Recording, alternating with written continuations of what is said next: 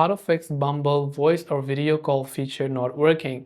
Hey everyone, welcome to our channel. In this video, we're going to learn how we can fix if the voice or video call feature is not working on Bumble. So without any further delay, let's get started with today's video. If the voice or video call feature is not working on Bumble, first of all, even if you match with someone, does not necessarily mean that you can voice or video call them.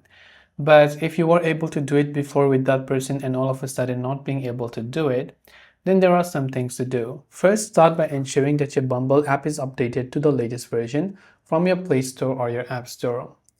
Now, if you're using the Bumble app on Android, long press on the Bumble application, tap on the eye icon which is going to take you to your app information page.